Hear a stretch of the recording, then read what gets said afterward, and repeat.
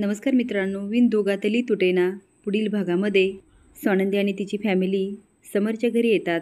आता त्यांना बघून सगळेच दारात जातात. स्वानंदीचे बाबा म्हणतात, नमस्कार साहेब. समर म्हणतो, बाबा तुम्ही नमस्कार करा, पण प्लीज साहेब नका म्हणू प्लीज. बाबा म्हणतात, नाही नाही, वेळ लागेल त्याला. आणि हो, मी आधीच सांगून ठेवतो, जावायला अरेतुरे करणं मला अजिबात जमणार नाही. मंदाकिनी हसून म्हणते, अहो काही म्हणावं, त्याने नातं थोडीच बदलणार आहे. आणि म्हणते, अगं स्वानंदी, पायापड आजीच्या.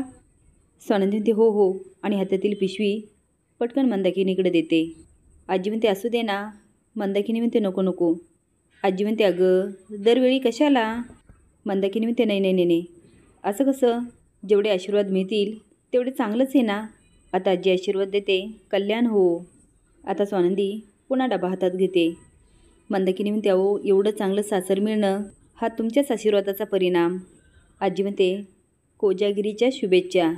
आता स्वानंदी गोड हसते. आजी म्हणते, खूप गोड दिसतेस ग तू.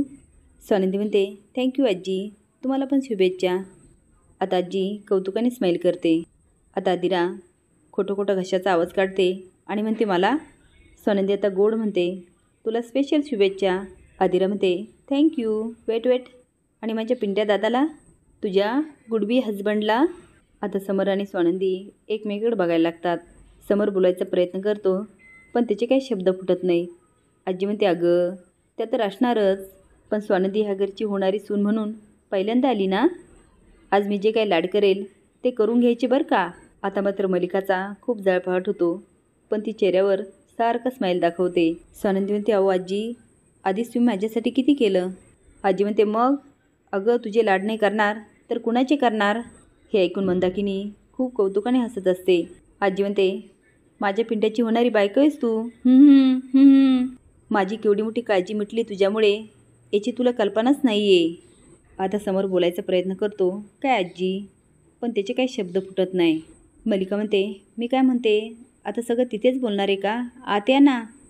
आजी म्हणते, या या, आणि बाबांना नमस्कार करते. बाबा म्हणतात, नमस्कार. मलिका म्हणते, अय्या स्वानंदी, हे काय आणलं हातामध्ये. आता आजी बोलायला लागते. तेवढ्यात मलिका म्हणते, अच्छा मसाले दूध, एक मिनिट हा. नारायण, ते मॅडमच्या हातातला घे. आता स्वानंदीचे बाबा, रोहन आणि सुष्मिता कौतुकाने हसत असतात. मलिका म्हणते, आणलं एवढ्या प्रेमाने, त्यांच्या हातातून घ्या. स्वानंदी म्हणते, सांभाळू ना दादा, आडवं नका होऊ देऊ, नीट घ्या. तो मॅडम. मलिका म्हणते, नीट पकडा, सावकाश, सांडू नकोस. स्वानंदी म्हणते, ती छोटी बरणी आहे ना, त्यामध्ये जायफळ नसलेलं दूध आहे. आता समरला खूप आश्चर्य वाटतं की स्वानंदी मॅडमला आपल्याबद्दल किती माहिती आहे.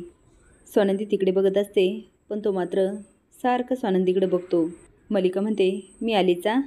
आता ती लगेच किचनमध्ये जाते आणि म्हणते, नारायण, ती छोटी बरणी दे, आणि तू ते दुसऱ्या दुधाचे ग्लास भर. अरे समर सारांचं दूध गरम करते. नारायण ग्लास भरत असतो. आता मलिका ते दूध एका पातेल्यात ओतते आणि गॅसवर ठेवते. हळूच जायफळची बरणी घेते आणि त्या दुधात घालते. पण समरला तर माहीत असतं की स्वानंदीने बिना जायफळचं दूध आणलं.